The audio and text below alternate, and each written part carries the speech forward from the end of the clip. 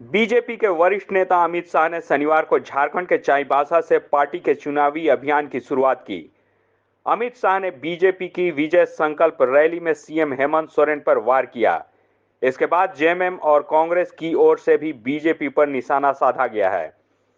JMM विधायक सुदिव्य कुमार सोनू ने कहा कि अमित शाह के बयान से निराशा हाथ लगी है। अपेक्षा रखते थे कि माननीय गृह मंत्री आए हैं तो सरना धर्म कोड 1932 के खतियान 27% आरक्षण पर एक सकारात्मक पहल होगी।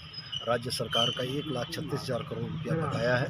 हमें बड़ी उम्मीद थी कि माननीय गृह मंत्री ये सौगात देकर जाएंगे, लेकिन सवाल इस बात का उठता है कि झारखंड की सरकार झारखंड की जनता की अपेक्षाओं पर खरा उतरने का प्रयास कर रही है और हमें लगता है कि हम झारखंड की जनता की अपेक्षाओं पर खरे उतरे हैं और रह गया सरकार बदलने का, चुनाव जीतने और हारने के जो मसले हैं वो जनता के हैं, जनता पर छोड़ दिए जाए। दादा, एक सवाल है कि बिहार में आज से जातिगत जनगणना शुरू हुई है।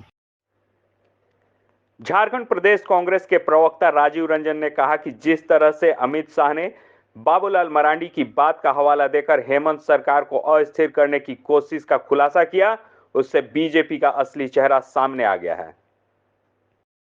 अपदस्थ करने की जो पिछले दरवाजे से जो कोशिश हो रही थी, उसकी कलई खोलने का काम उन लोगों ने किया और ये कहा कि बाबूलाल जी आए थे, वही बाबूलाल जी जिनके फ्यूज बल्ब बताते नहीं थकते थे भारतीय जनता पार्टी के लोग, उनके सहारे इस राज्य में चुनावी वैतरनी पार करना चाहते हैं। वो क्या कहते हैं कि सरकार बदल दीजिए।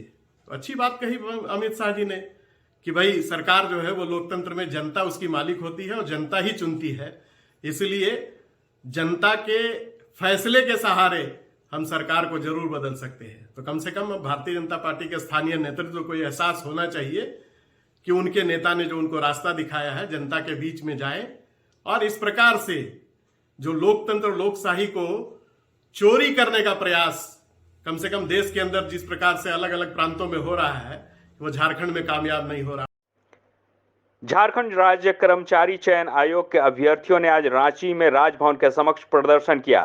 प्रदर्शन कर रहे छात्रों ने प्रतियोगिता परीक्षा में हुई धांधली को लेकर कई खुलासे किए।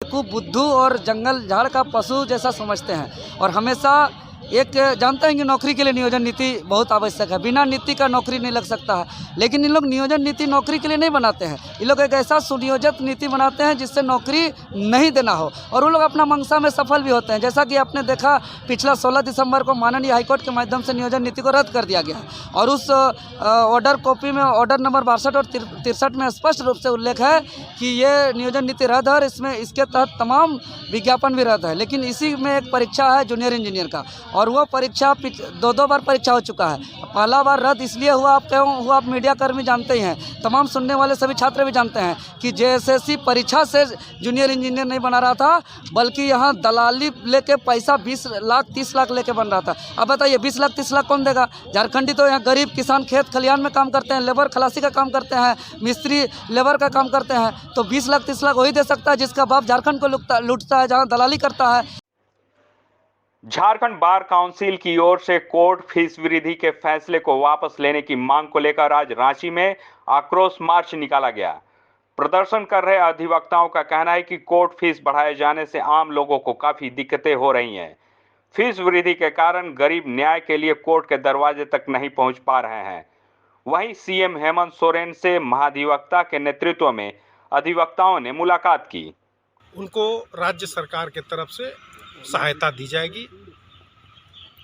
इन्हीं सब बातों के साथ आज मुख्यमंत्री का संवाद कार्यक्रम आज समाप्त हुआ है और सभी अधिवक्ता उत्साहित हैं कि माननीय मुख्यमंत्री ने जो अधिवक्ताओं के जनहित की बात की है, उनके हित की बात की है, उससे अधिवक्ता भी आशान्वित है कि राज्य सरकार के द्वारा एक अधिवक्ताओं को एडवोकेट प्रोटेक्शन एक्ट की बात जहां तक है, उसकी भी बात उन्होंने कही कि इस पर विचार किया जा रहा है और बड़ी गंभीरतापूर्वक बहुत ही कम दिनों में इस पर जो हम लोगों ने एक प्रपोज्ड प्लान जो तैयार कर रहे हैं उसको सामने लाया जाएगा। धीरज जी, एक सवाल है कि कोर्ट फीस को लेकर के बार काउंसिल कोर्ट फीस को लेकर के भी बात उठाई गई और कई अधिवक्ताओं ने जो विभिन्न जिला संघों से आए थे, उन्होंने बात उठाया जिसको माननीय मुख्यमंत्री ने गंभीरतापूर्वक लेने का आश्वासन दिया है और कहा है कि इस पर मैं विचार करूंगा और मैं अपने अधीनस्थ अधिकारियों से भी बात करूंगा कि इसमें क्या हो सकता है,